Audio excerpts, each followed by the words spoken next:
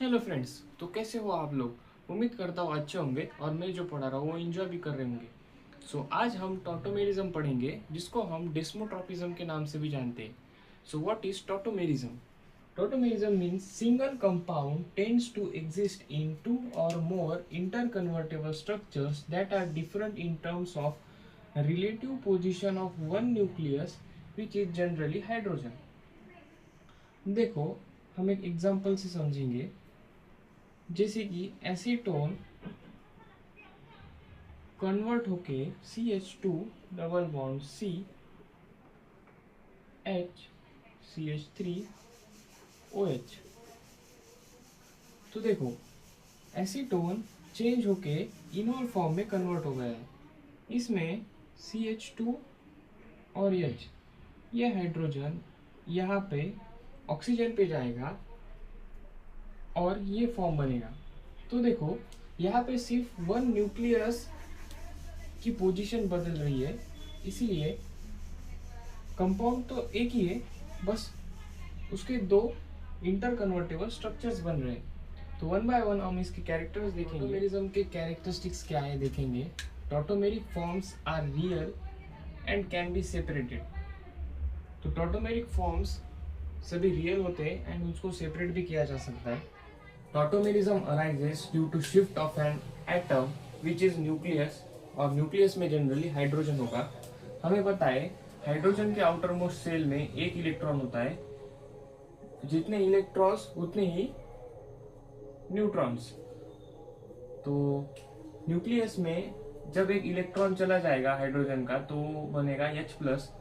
तो न्यूक्लियस में सिर्फ न्यूक्लियस बच जाएगा हाइड्रोजन में, तो इसीलिए सिर्फ एक न्यूक्लियस होगा उसमें। हेंस हम उसे प्रोटोट्रॉपिज्म भी कहेंगे। टॉटोमेरिज्म का और एक नाम है प्रोटोट्रॉपिज्म। डेस्मो मीन्स सिग्मा और ट्रॉपिज्म मीन्स शिफ्टिंग। इसमें सिग्मा बॉन्ड की शिफ्टिंग होती है। हमने देखा था पिछले एग्जांपल में कैसे एसीटोन इनॉल में कन्वर्ट हो रहा था। और लास्ट, ये दोनों टॉटोमेरिज्म के स्ट्रक्चर्स डायनामिक इक्विलिब्रियम में प्रेजेंट होते हैं एट रूम टेम्परेचर। अब देखो, यहाँ से मेन पार्ट चालू होता है।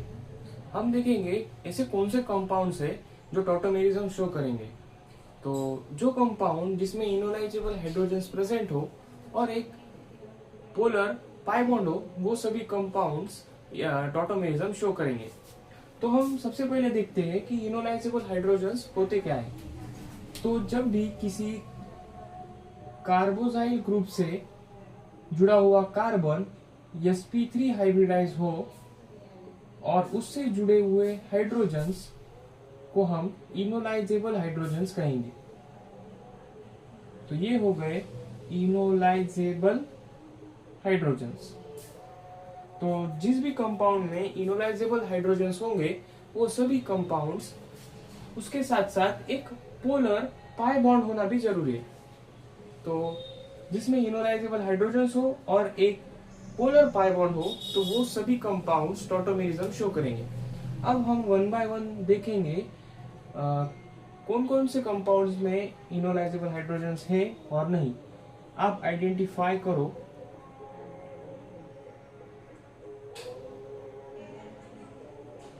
तो इस कंपाउंड में टोटल इनोलाइजेबल हाइड्रोजन्स कितने हैं? तो हमें सबसे पहले देखना है C डबल बॉन्ड O, जो कि एक पोलर पाई बॉन्ड है।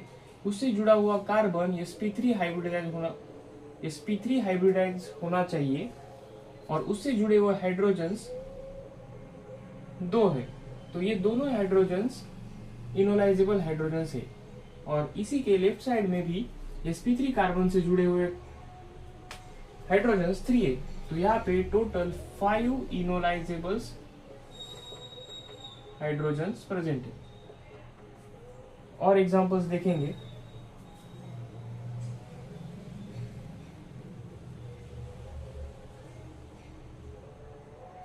जैसे कि ये एक मॉलिक्यूल हो गया, तो देखो इसमें यहाँ पर एक हाइड्रोजन है और यहाँ पे, जैसे ही सेम यहाँ पे और यहाँ पे, तो टोटल यहाँ पे कितने हो गए? 4 इनोलाइजेबल हाइड्रोजन्स।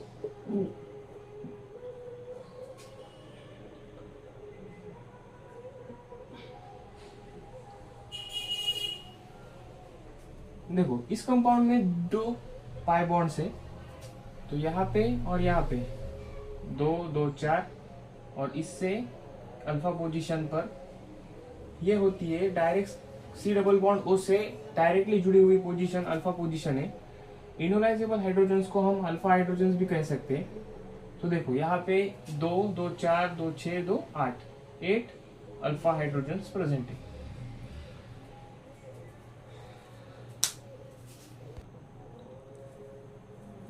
तो चलिए इन सभी स्ट्रक्चर्स में हम इनोलाइजेबल हाइड्रोजन्स काउंट करते हैं। तो देखो हमें हाइड्रोजन्स देखना है, पर यहाँ पे ड्यूटेरियम है, इसलिए सिर्फ यहाँ का सिर्फ एक हाइड्रोजन इनोलाइजेबल होगा, उसके बाद यहाँ के दो, तो टोटल यहाँ पे हो गए 3। अब देखो इस वाले कंपाउंड में ये sp2 हाइब्रिडाइज कार्बन है, तो हम ये कार्बन वाले हाइड्रोजन्स इनोलाइजेबल में नहीं लेंगे। यहाँ पे sp3 हाइब्रिडाइज कार्बन है, तो यहाँ से आएंगे 3, तो यहाँ पे हो गए टोटल 3।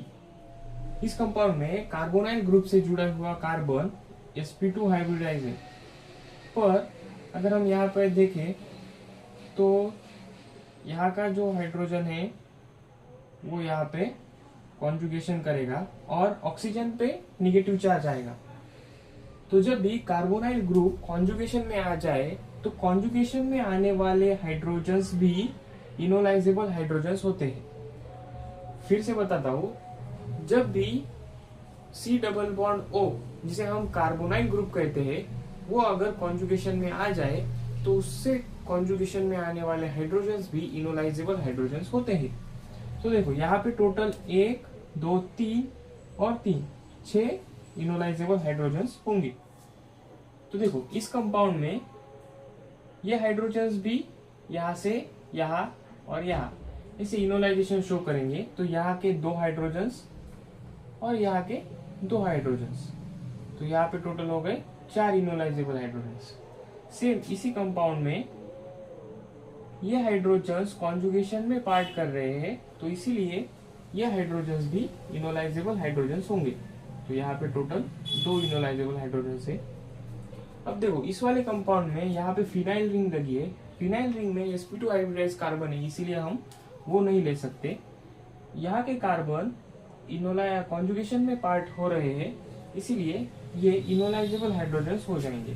तो यहाँ से आएंगे 3, और यहाँ से हाइड्रोजन, सिर्फ हाइड्रोजन अगर सी डबल बॉन्ड ओ से अटैच हो तो हम उसे इनोलाइजेबल हाइड्रोजन्स में नहीं काउंट कर सकते। इसके लिए हमें सी डबल बॉन्ड से जुड़ा हुआ कार्बन sp3 हाइब्रिडाइज होना चाहिए, और उससे जुड़े हुए जो कार्बन से वो इनोलाइजेबल हाइड्रोजन्स होंगे। तो देखो इससे जुड़ा हुआ कार्बन sp3 हाइब्रिडाइज है, और इससे इसके जो हाइड्रोजन्स है वो सभी इनोलाइजेबल हाइड्रोजन्स होंगे। तो यहाँ से हो गए 3। इस कंपाउंड में देखें तो यहाँ पे sp2 कार्बन है, तो यहाँ पे एक भी नहीं है, मतलब 0।